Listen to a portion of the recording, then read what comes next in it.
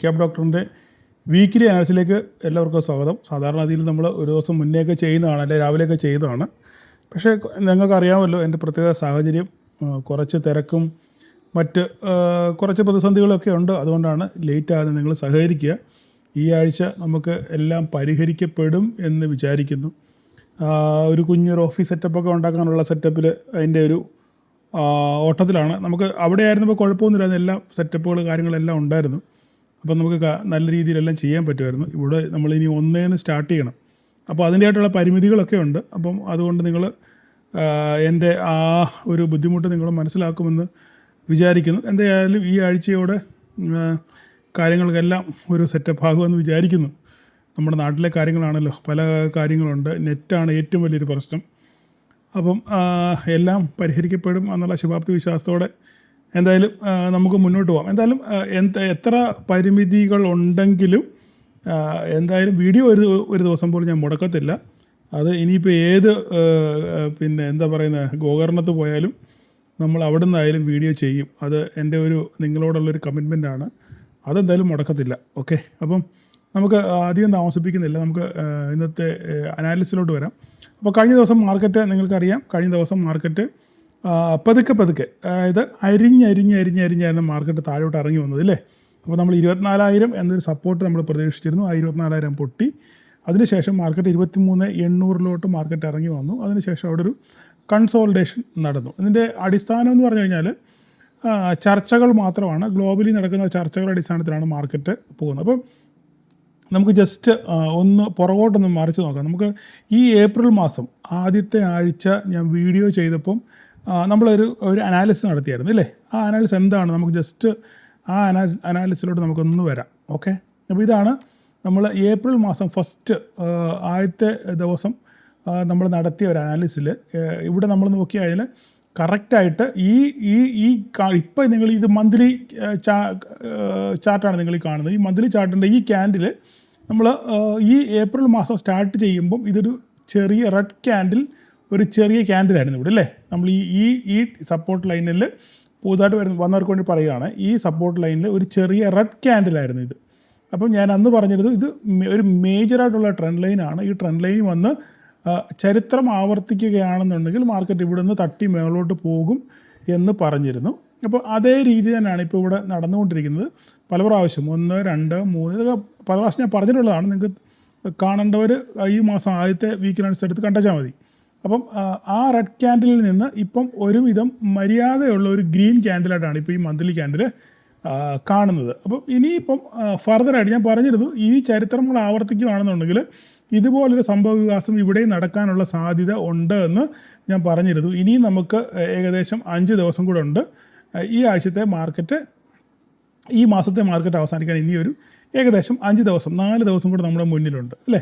ആ 4 ദിവസം കൊണ്ട് ഇവിടെ എന്ത് സംഭവിക്കും എന്നുള്ളത് നമുക്ക് വരും ദിവസങ്ങളിൽ കണ്ടറിയണം. എന്തായാലും ഈ പറയുന്ന ഈ മന്ത്ലി ക്യാൻഡിലുള്ള ഈ ട്രെൻഡ് ലൈൻ വളരെ സ്ട്രോങ് ആയിട്ട് ആക്ട് ചെയ്യാനുള്ള ഒരു സപ്പോർട്ടായിട്ട് ആക്ട് ചെയ്യാനുള്ള സാധ്യത വളരെ കൂടുതലാണ്. നമ്മളിതിനെ വീക്കിലിലോട്ട് മാറ്റുകയാണെന്നുണ്ടെങ്കിൽ വീക്കിലി നമ്മൾ നോക്കിക്കഴിഞ്ഞാലും നമുക്കൊരു കാര്യം ഇവിടെ മനസ്സിലാവും. നല്ല സ്ട്രോങ് ആയിട്ട് ആ ട്രെൻഡ് ലൈൻ വർക്ക് ചെയ്യുന്നുണ്ട്. കൃത്യമായിട്ട് വന്ന് റിജക്റ്റ് ചെയ്ത് നല്ലൊരു ബുള്ളിഷ് മർബോസു വീക്കിലി ക്യാൻഡിൽ ഫോമായി. അതിനുശേഷം നെക്സ്റ്റ് ഒരു ക്യാൻഡിൽ വീണ്ടും ഒരു വീക്കിലി ക്യാൻഡിൽ നല്ലൊരു ബുള്ളിഷ് ക്യാൻഡിൽ മർബോസു ഫുൾ മർബോസു ക്യാൻഡിൽ നമുക്ക് ഫോമായി. അതിനുശേഷം അടുത്ത നെക്സ്റ്റ് വീക്കിലുണ്ടായ ഒരു ക്യാൻഡിൽ ഒരു റെഡ് ക്യാൻഡിലാണ് ഉണ്ടായത്. പക്ഷേങ്കിൽ പ്രീവിയസ് ക്യാൻഡിലിൻ്റെ ലോ എന്ത് ചെയ്തിട്ടില്ല, അത് ബ്രേക്ക് ചെയ്തിട്ടില്ല. അപ്പോൾ ഇവിടെ നമുക്കൊരു ആശ്വാസം നൽകുന്നുണ്ട് അല്ലേ. മാർക്കറ്റ് മുകളിലോട്ട് പോകുമെന്നൊരു ആശ്വാസം നമുക്ക് വീക്കിലി ബേസിസിൽ നമുക്ക് കാണുന്നുണ്ട്. നാളെ എന്ത് സംഭവിക്കും നമുക്കറിയത്തില്ല. എന്തായാലും ഈ മാസത്തിന് ശേഷം 1-2 കാര്യങ്ങളോട് എനിക്ക് നിങ്ങളോട് പറയാനുണ്ട്. അതെന്തായാലും ഈ മാസം തീർന്നതിന് ശേഷം ഞാൻ അതിൻ്റെ കാര്യങ്ങളിലോട്ട് വരാം. അപ്പം നമുക്ക് ഈ ആഴ്ച നമുക്ക് ഇവിടെ ശ്രദ്ധിക്കേണ്ട കാര്യം എന്ന് പറഞ്ഞാൽ ഈ പ്രീവിയസ് വീക്കിലി ക്യാൻഡിൽ, ഈ ക്യാൻഡിലുണ്ടല്ലോ, ഈ ക്യാൻഡിലിൻ്റെ താഴെ പോകുന്നുണ്ടെന്നുള്ളതാണ് നമ്മൾ നോക്കേണ്ടത്. മാർക്കറ്റ് ഈ ക്യാൻഡിലിൻ്റെ താഴെ ക്ലോസിങ് വരുന്നുണ്ടോ നോക്കണം. നമുക്ക് വേണമെന്ന് മാർക്ക് ചെയ്തിട്ടേക്കാം. അത് ഈ പറയുന്ന ഈ വീക്കിലി ക്യാൻഡിൽ. ഓക്കെ, ഈ വീക്കിലി ക്യാൻഡിൽ നോക്കുകയാണെന്നുണ്ടെങ്കിൽ ഇതിൻ്റെ ടോപ്പും ഇതിൻ്റെ ഒരു ബോട്ടം കൂടാണ്. അപ്പോൾ നമുക്ക് നോക്കിക്കഴിഞ്ഞാൽ ഇതിന് താഴെ അടുത്ത ആഴ്ചത്തെ വീക്കിലി ക്യാൻഡിൽ ഇതിന് താഴെ പോകുന്നുണ്ടോ, ഇതിന് താഴെ ക്ലോസിങ് വരുന്നുണ്ടോ എന്ന് ശ്രദ്ധിക്കണം. അങ്ങനെ താഴെ ക്ലോസിങ് വരുവാണെന്നുണ്ടെങ്കിൽ നമ്മൾ പേടിക്കണം, വീണ്ടും ഈ സപ്പോർട്ടിലേക്ക് മാർക്കറ്റ് തിരിച്ചിറങ്ങി വരാനുള്ള സാധ്യത വളരെ കൂടുതലാണ്. അപ്പോൾ 23,800 എന്ന് പറയുന്ന ഒരു ഒരു ഒരു ഒരു സപ്പോർട്ട് നമ്മുടെ കയ്യിലുണ്ട്. നമുക്ക് വളരെ നാളുകളായിട്ട് നമ്മൾ കഴിഞ്ഞ ഒരു വർഷത്തിന് മേലെയായിട്ട് നമ്മൾ പിന്നെ എപ്പോഴും പറയുന്ന ഒരു സപ്പോർട്ടാണ് 23,800. നമ്മൾ ഡേ ക്യാൻഡിലോട്ട് വരുവാണെന്നുണ്ടെങ്കിൽ, നമ്മൾ ഡേ ക്യാൻഡിൽ വന്നു കഴിഞ്ഞാൽ നമുക്കൊരു കാര്യം ഞാൻ കാണിച്ചു തരാം നിങ്ങളെ. ഈ 23,800 ഒരു മാഹാത്മ്യം, അതിൻ്റെ ഒരു ഇമ്പോർട്ടൻസ് ഞാൻ കാണിച്ചു തരാം നിങ്ങൾക്ക് എന്താ സംഭവം എന്നുള്ളത്. ഇവിടെ നിങ്ങൾ നോക്കുകയാണെന്നുണ്ടെങ്കിൽ ഇതാണ് 23,800 എന്ന് പറയുന്ന ഒരു ലൈൻ. ഇവിടെയാണ്.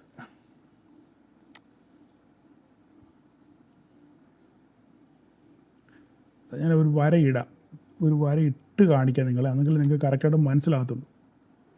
23,800 എന്ന് പറയുന്ന ഒരു ലൈനിൻ്റെ കഥയാണ് ഞാനീ പറയാൻ പോകുന്നത്. ഒരു മിനിറ്റ്. ഈ കാണുന്ന റെഡ് ലൈൻ അല്ലേ, ഈ കാണുന്ന റെഡ് ലൈൻ നിങ്ങൾ നോക്കുകയാണെന്നുണ്ടെങ്കിൽ പല പ്രാവശ്യം ഇവിടെ വന്ന് സപ്പോർട്ട് എടുത്തു, തിരിച്ചു. ഇത് ഞാൻ നേരത്തെ പറഞ്ഞിട്ടുള്ളതാണ്. ഇവിടെ വന്നു സപ്പോർട്ട് എടുത്തു, ബ്രേക്ക് ചെയ്തു, വീണ്ടും തിരിച്ചു കയറി, വീണ്ടും ഇവിടെ വന്ന് ഈ ഏരിയയിൽ കൺസോൾഡേറ്റ് ചെയ്തു, വീണ്ടും പല പ്രാവശ്യം റെസിസ്റ്റൻസ് ആയിട്ട് ആക്ട് ചെയ്തു, വീണ്ടും തിരിച്ചു പോയി, വീണ്ടും ഇവിടെ സപ്പോർട്ട് എടുത്തു, വീണ്ടും ഇവിടെയൊക്കെ നോക്കിക്കഴിഞ്ഞാൽ മനസ്സിലാവും കൃത്യമായി സപ്പോർട്ട് റെസിസ്റ്റൻസും എടുത്ത ഒരു ഏരിയയാണ് 23,800 എന്ന് പറയുന്ന ഒരു ഏരിയ. ആ 23,800 നമ്മുടെ പണ്ട് നമുക്ക് നേരത്തെ പറഞ്ഞവർക്കറിയാം അതൊരു തലവരയായിട്ട് ആക്ട് ചെയ്യുമെന്ന് പല പ്രാവശ്യം പറഞ്ഞിട്ടുണ്ട്. എൻ്റെ ആദ്യം മുതൽ എന്നെ ഫോളോ ചെയ്ത് അറിയാം 23,800 പ്രാധാന്യം എന്താണ് എന്നുള്ള കാര്യം. അപ്പം അടുത്ത ദിവസങ്ങളിൽ 23,800 എന്ത് സംഭവിക്കുന്നു എന്നുള്ളത് വളരെ ഇമ്പോർട്ടൻ്റ് ആയിട്ടുള്ളൊരു കാര്യമാണ്. ഈ 23,800 പൊട്ടി താഴെ പോവുകയാണെന്നുണ്ടെങ്കിൽ പിന്നെ നമുക്കുള്ളത് 23,500. മനസ്സിലായി പറഞ്ഞാൽ 23,800 പൊട്ടി ഡേ ക്യാൻഡിൽ, ഞാനിവിടെ പറഞ്ഞു 24,000 പൊട്ടി താഴെ ഡേ ക്യാൻഡിൽ ക്ലോസ് ചെയ്യുകയാണെന്നുണ്ടെങ്കിൽ ഒരു നെഗറ്റീവ് സെൻറ്റിമെൻറ്റ്സ് ഉണ്ട് എന്ന് ഞാൻ പറഞ്ഞിരുന്നു ഇല്ലേ. അതിനുശേഷം 23,800 നമ്മളെത്തിയത് വളരെ നാളുകളായിട്ട്, വർഷങ്ങളായിട്ട് ഒരു സപ്പോർട്ടായിട്ട് ആക്ട് ചെയ്യുന്ന ഒരു ഏരിയയാണ് 23,800. ഇവിടെ ഈ 23,800 താഴെ ഡേ ക്യാൻഡിൽ ക്ലോസിങ് വന്നാൽ, ഡേ ക്യാൻഡിൽ ക്ലോസിങ് കഴിഞ്ഞാൽ നമ്മൾ വീണ്ടും 23,500 എന്നുള്ളൊരു നമ്പറും നമ്മൾ വീണ്ടും കാണേണ്ടി വരും. ഇതൊക്കെ വളരെ നാളുകളായിട്ട് നമ്മൾ പറയുന്ന കാര്യങ്ങളാണ്. നിങ്ങൾക്ക് എൻ്റെ പ്രീവിയസ് വീഡിയോകളും വീക്കിലി അനാലിസിസുകളും ഒക്കെ ഓർമ്മയുള്ളവർക്കറിയാം. നമ്മൾ ഈ ഏരിയയിൽ 21,700 സംതിങ് ഒക്കെ നമ്മൾ കണ്ടിട്ട് അവിടെ നിന്ന് തിരിച്ച് കയറിപ്പോയവരാണ് ഇല്ലേ. ഈ കഥകളൊക്കെ നമ്മൾ വീണ്ടും വീണ്ടും ആവർത്തിക്കുന്നത് പുതിയ ആൾക്കാർ കേൾക്കാൻ വേണ്ടി മാത്രമാണ്. അപ്പം ഈ 23,800 നമുക്ക് ഈ ആഴ്ച വളരെ നിർണായകമായിരിക്കും. അപ്പോൾ ഇവിടെ നമ്മൾ ചിന്തിക്കുകയാണെന്നുണ്ടെങ്കിൽ ചർച്ചകൾ വഴിമുട്ടി നിൽക്കുകയാണ്. കുറേ ഇപ്പോൾ നമ്മൾ ന്യൂസുകൾ എടുത്ത് നോക്കുകയാണെന്നുണ്ടെങ്കിൽ ചർച്ചകൾ എന്താ സംഭവിക്കുന്നത്, ഒരു ടീമുകൾ പാകിസ്ഥാനിലോട്ട് വരുന്നു, അവർ പിന്നെ പാകിസ്ഥാനോട് ചർച്ച ചെയ്യുന്നു, വീണ്ടും അവർ തിരിച്ചു പോകുന്നു, ആലസിപ്പിരിഞ്ഞ് തിരിച്ചു പോകുന്നു, വീണ്ടും അവർ മസ്കറ്റിൽ ഒമാനിൽ പോകുന്നു, അവിടെ ചർച്ച നടത്തുന്നു. ഇപ്പോൾ ലേറ്റസ്റ്റ് അപ്ഡേഷൻ എന്ന് പറഞ്ഞു കഴിഞ്ഞാൽ വീണ്ടും ഒമാനിൽ പോയ ടീംസ് വീണ്ടും പാകിസ്ഥാനിലോട്ട് തിരിച്ചെത്തിയിട്ടുള്ള ചർച്ചകൾക്ക് വേണ്ടി. അപ്പോൾ ഇനിയിപ്പോൾ ട്രംപ് ഇനി എത്രത്തോളം അത് അക്സെപ്റ്റ് ചെയ്യും, അല്ലാതെ എങ്ങനെയാണ് ഇനിയും ഒരു ഡയറക്റ്റ് ടോക്ക്, ഫിസിക്കൽ ഒരു ഫേസ് ടു ഫേസ് ടോക്കിന് എത്രത്തോളം നടക്കുമെന്നുള്ള കാര്യം അറിയത്തില്ല. കാരണം പല പ്രാവശ്യം ഇതിനു വേണ്ടി അവർ തുനിഞ്ഞതാണ്. അപ്പോഴൊക്കെ ഇറാൻ റിജക്റ്റ് ചെയ്ത് മാറി നിന്നു. ഇനിയും വാൻസും ടീമും ഒക്കെ വീണ്ടും ചർച്ചകളിലോട്ട് പാകിസ്ഥാനിലോട്ടൊക്കെ എത്തുമെന്നുള്ള കാര്യം വളരെ നമുക്ക് സംശയാസ്പദമാണ്. കാരണം ഇനി അത്ര വലിയൊരു രാജ്യം ഈ ഇറാൻ്റെ മുന്നിൽ വീണ്ടും വീണ്ടും ചർച്ചയ്ക്ക് വേണ്ടി വരിക എന്ന് പറയുന്നത് അതിനകത്തിലെന്തോ ഒരു അരുതാഴികയുണ്ട്. അപ്പോൾ അതുകൊണ്ട് ഇനിയിപ്പോൾ എല്ലാം ത്രൂ മീഡിയേറ്റേഴ്സ് അല്ലെങ്കിൽ ബൈ മെയിലോ അല്ലെങ്കിൽ അങ്ങനെയുള്ള കാര്യങ്ങൾ വഴി മാത്രമേ ഇനിയും ഒരു ചർച്ചയോ അല്ലെങ്കിൽ മറ്റു കാര്യങ്ങളോ ഒരു സമവായത്തിലെത്താനുള്ള സാധ്യത മാത്രം കാണുന്നു. ഇനി ഫേസ് ടു ഫേസ് ഒരു ടോക്കിനുള്ള സാധ്യത വളരെ കുറവാണ്. അറിയാൻ പറ്റത്തില്ല ട്രംപിൻ്റെ കാര്യമാണ്. എങ്കിലും അവിടുന്ന് അവരുടെ ഇൻവോയ്സിനെ ഇനി പോകണ്ട എന്നാണ് ട്രംപ് ലേറ്റസ്റ്റ് ന്യൂസ് നോക്കുകയാണെന്നുണ്ടെങ്കിൽ അവർ ഇൻവോയ്സിനോട് ഇനിയും പാകിസ്ഥാനിലേക്ക് പോകണ്ട എന്നാണ് ഇതുവരെ പറഞ്ഞിരിക്കുന്നത്. അപ്പോൾ ഇനിയും എന്താണ് സംഭവിക്കുന്നുള്ള കാര്യം അറിയത്തില്ല. ഹോർമൂസിൻ്റെ പൂർണ്ണ നിയന്ത്രണം അമേരിക്കയുടെ പക്കലാണ്, അമേരിക്കയാണ് അമേരിക്കയുടെ കൺട്രോളിലാണ് എന്നാണ് ട്രംപ് പറയുന്നത്. അങ്ങനെ പല പ്രശ്നങ്ങൾ ഇതിൻ്റെ ഇടയിൽ ഉണ്ട്. ഇതിൻ്റെ ഇടയിൽ തന്നെ ഇന്നലെ വൈറ്റ് ഹൗസിലുണ്ടായ ഒരു അത്താഴ വിരുന്നിൽ ആരോ ഒരാൾ കയറി വെടിയുയർത്ത്, അകത്തല്ല പുറത്താണ് വെടിയുയർത്തുന്നൊക്കെ പറഞ്ഞ് വേറെ കുറേ സംഭവവികാസങ്ങൾ ഉണ്ടായിട്ടുണ്ട്. അപ്പം ഇതെല്ലാം കൂടെ ഒരു മാർക്കറ്റിൻ്റെ അസ്ഥിരാവസ്ഥ ഒക്കെയുള്ള സാധ്യത വളരെ കൂടുതലാണ്. മാർക്കറ്റിന് രാവിലെ ഓപ്പൺ ചെയ്യുമ്പോൾ എന്താണ് നടത്തില്ല. ഇന്നലെ നാസ്ഡാക്ക് വെള്ളിയാഴ്ച നല്ല രീതിയിൽ പോസിറ്റീവ് മൊമെൻറ്റിലാണ് ഓപ്പൺ ചെയ്തത്. പക്ഷേ നമ്മുടെ ഇന്ത്യൻ മാർക്കറ്റിനെ താഴെ കൊണ്ടുപോയത് IT സെക്ടറാണ് ഇന്ത്യൻ മാർക്കറ്റിനെ നല്ല രീതിയിൽ താഴെ കൊണ്ടുപോയത്. അതിൻ്റെ കാരണം ഇൻഫോസിസിൻ്റെ ഫ്യൂച്ചർ ഔട്ട്കം കുറച്ച് എന്താ പറയുന്നത് ബുദ്ധിമുട്ടാണ്. ഇനി ഇതുപോലൊരു റിട്ടേൺ ഉള്ള സാധ്യത അടുത്ത ക്വാർട്ടറുകളിൽ സാധ്യത കുറവാണ്. വരുമാനം കുറയും, ലാഭം കുറയും എന്നൊക്കെ ഉള്ളൊരു ഔട്ട്കം വന്നതിൻ്റെ അടിസ്ഥാനത്തിലാണ് IT സെക്ടർ പൊട്ടാനുള്ള പ്രധാനപ്പെട്ട കാരണം. ആ പൊട്ടലിൽ നിന്ന് വന്നാണ് നമ്മൾ ഈ ഇന്നലത്തെ വെള്ളിയാഴ്ചത്തെ ADR കാണുമ്പോൾ മനസ്സിലാകുന്നത്. ഇൻഫോസിസിൻ്റെ ആ പൊട്ടൽ ഏകദേശം ശാന്തമായി ചെറിയൊരു ഫ്ലാറ്റ് ടു നെഗറ്റീവിലാണ് ഇൻഫോസിസ് ADR ക്ലോസ് ചെയ്തിരിക്കുന്നത്. അപ്പോൾ എങ്ങനെയാണെന്നുണ്ടെങ്കിൽ ഈ വീണത് ചിലപ്പോൾ ഒരു പക്ഷേ 6% നമുക്ക് ഇന്ത്യൻ മാർക്കറ്റിലെ ഇൻഫി വീണായിരുന്നു. അപ്പം അത് ഒരു പക്ഷേ ചെറിയൊരു റിക്കവറിക്കുള്ള സാധ്യത നമുക്ക് തിങ്കളാഴ്ച IT ഭാഗത്തു നിന്ന് നമുക്ക് തള്ളിക്കളയാൻ പറ്റത്തില്ല. അങ്ങനെയാണെന്നുണ്ടെങ്കിൽ ചെറിയൊരു അപ്സൈഡ് മൊമെൻറ്റം കാണിക്കാനുള്ള സാധ്യതയുണ്ട്. എന്തായാലും 23,800 എന്ന് പറയുന്നത് ഈ ആഴ്ച വളരെ നിർണായകമാണ്. അത് നോക്കി മാത്രം നിങ്ങൾ ട്രേഡ് ചെയ്യുക. വേറെ നമുക്ക് കൂടുതലൊന്നും പറയാനില്ല. നമ്മൾ എന്താണ് പറയേണ്ടത്? കാരണം ചാർട്ടുകൾക്ക് അടിസ്ഥാനമായിട്ടല്ല മാർക്കറ്റ് പോകുന്നത് ന്യൂസുകൾക്ക് പുറകെയാണ്. അപ്പം ഓരോരോ ന്യൂസുകൾ വരുമ്പോൾ ഞാൻ എപ്പോഴും പറയാറുള്ളത് ന്യൂസുകളുടെ പുറകെയാണ് മാർക്കറ്റ് സഞ്ചരിക്കുന്നത്. അപ്പം ന്യൂസുകൾ നിങ്ങൾ കൃത്യമായിട്ട് വാച്ച് ചെയ്യുക. 23,800 എന്ന് പറയുന്ന ഒരു ലെവൽ വളരെ നിർണായകമാണ്. അത് ഡേ വൈസിൽ നാളെ ക്ലോസിങ് എവിടെയാണെന്നുള്ളത് ആയിരിക്കും മാർക്കറ്റിനെ ഫർദറായിട്ട് മുന്നോട്ട് നയിക്കുന്നത്. നിങ്ങളുടെ മനസ്സിൽ പല പല ആശയങ്ങൾ കാണുമായിരിക്കാം. പക്ഷെങ്കിൽ ഇത് എനിക്ക് പറയാനുള്ള കാര്യം മാർക്കറ്റിലും ന്യൂസ് ബേസ്ഡും ആയിട്ട് നടക്കുന്ന കാര്യങ്ങൾ മാത്രമേ എനിക്കതിനെ അവലോകനം ചെയ്ത് മാത്രമേ എനിക്ക് നിങ്ങളോടൊരു ഒരു അഭിപ്രായം പറയാൻ പറ്റത്തുള്ളൂ. അല്ലാതെ എൻ്റെ സ്വന്തം ഇഷ്ടപ്രകാരമോ അല്ലെങ്കിൽ നിങ്ങൾ എടുത്ത് വെച്ചിരിക്കുന്നവരുടെ ആശയ്ക്കനുസരിച്ചോ എടുത്ത് വെച്ചിരിക്കുന്നവരുടെ ആശയ്ക്കനുസരിച്ചോ എനിക്ക് സംസാരിക്കാൻ പറ്റുന്നില്ല. കാരണം എൻ്റെ മുന്നിൽ കാണുന്ന കാര്യങ്ങളെ എനിക്ക് പറയാൻ പറ്റത്തുള്ളൂ. എനിവേ എന്തായാലും ശുഭാപ്തി വിശ്വാസത്തോടെ ഇരിക്കാൻ നമുക്ക് അടുത്ത ദിവസങ്ങളിൽ മാർക്കറ്റിലെ ന്യൂസുകൾ എങ്ങനെയാണ് വരുന്നത് എന്നതിനെ അടിസ്ഥാനമാക്കി മാർക്കറ്റ് മുന്നോട്ട് പോകാനുള്ള സാധ്യതയാണ് വളരെ കൂടുതൽ. എന്തായാലും 23,800 എന്ന് പറയുന്നത് ഒരു തലവരയായിട്ട് ആക്ട് ചെയ്യാനുള്ള സാധ്യതയാണ് അടുത്ത ദിവസങ്ങളിൽ അല്ലെങ്കിൽ അടുത്ത ആഴ്ചകളിൽ മാർക്കറ്റ് കാണുന്നത്. 23,800 സസ്റ്റെയിൻ ചെയ്യുകയാണെന്നുണ്ടെങ്കിൽ പെട്ടെന്ന് തന്നെ നമ്മൾ 24,000 കടന്ന് മുകളിലോട്ട് കയറി പോകാനുള്ള സാധ്യത വളരെ കൂടുതലാണ്. അല്ല 23,800 താഴെ പോവുകയാണെന്നുണ്ടെങ്കിൽ വീണ്ടും നമ്മൾ 23,500 ചിലപ്പം ഒരു പക്ഷെങ്കിൽ നമ്മൾ കാണേണ്ടി വരും. പിന്നെ ബാങ്ക് നിഫ്റ്റിയുടെ കാര്യം നമ്മൾ വീണ്ടും എടുത്ത് പറയേണ്ട കാര്യമാണെന്നുണ്ടെങ്കിൽ ബാങ്ക് നിഫ്റ്റി നമ്മൾ ചിന്തിക്കുകയാണെന്നുണ്ടെങ്കിൽ ഈ പറയുന്ന പോലെ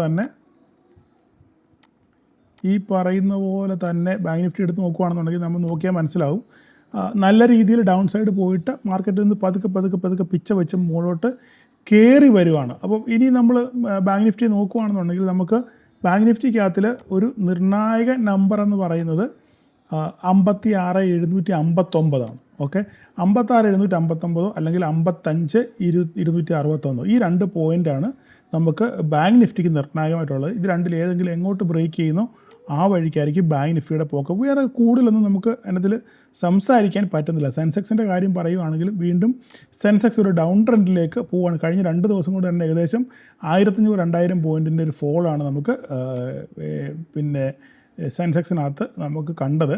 ഇനിയിപ്പോൾ സെൻസെക്സിനകത്ത് നമുക്ക് നിർണായകമായിട്ടുള്ളൊരു ലൈൻ എന്ന് പറഞ്ഞാൽ താഴോട്ട് നോക്കുകയാണെങ്കിൽ 75,352 താഴോട്ടുള്ളൊരു മേജർ സപ്പോർട്ട് സെൻസെക്സിനുള്ളത് 75,352 അല്ല. ഇനി അപ്സൈഡ് പോവുകയാണെന്നുണ്ടെങ്കിൽ 77,631 കടന്നു 76,802 സസ്റ്റെയിൻ ചെയ്ത് മുകളിലോട്ട് പോവുകയാണെന്നുണ്ടെങ്കിൽ ഒരു പക്ഷേ 77,631 വരെ കാണാനുള്ള സാധ്യത നമുക്ക് വളരെ കൂടുതലാണ്. നമ്മുടെ മിഡ് ക്യാപ്പിൻ്റെ കാര്യം നോക്കിക്കഴിഞ്ഞാൽ മിഡ് ക്യാപ്പും ഈ പറഞ്ഞ പോലെ നമുക്കൊരു മേജർ സപ്പോർട്ട് എന്ന് പറയാനുള്ളത് ഈ 13,587 13,500 13,501 എന്ന് പറയുന്ന ഒരു സപ്പോർട്ട് ലെവലുണ്ട് നമുക്ക്.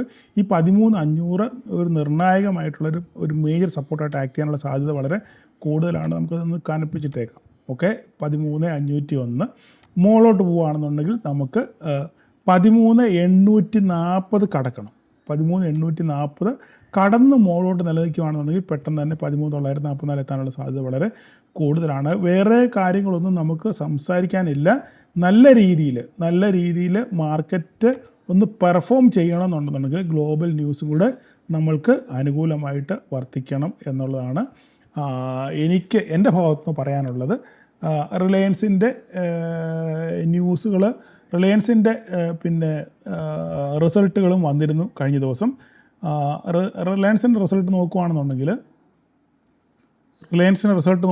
ഏകദേശം ഇയർ ഓൺ ഇയർ 13% പ്രോഫിറ്റിൻ്റെ ഫോളാണ് റിലയൻസിനകത്തിൽ അവർ പിന്നെ കാണിച്ചിരിക്കുന്നത്. അപ്പോൾ അങ്ങനെയാണെന്നുണ്ടെങ്കിൽ ഒരു ചെറിയ നെഗറ്റീവ് സെൻറ്റിമെൻറ്റ്, ഒരു മിക്സഡ് പിന്നെ എന്താണ് ഒരു റിസൾട്ടാണ് വന്നിരിക്കുന്നത്. മാർക്കറ്റ് അതിനോട് എങ്ങനെ പ്രതികരിക്കും എന്നുള്ളത് നമുക്ക് അടുത്ത ദിവസങ്ങൾ കാണുന്നത്. അവരുടെ കൺസ്യൂമർ ബിസിനസ്സൊക്കെ വളരെ സ്ട്രോങ് ആണ്, റീറ്റെയിൽ ബിസിനസ്സൊക്കെ വളരെ സ്ട്രോങ് ആണ്.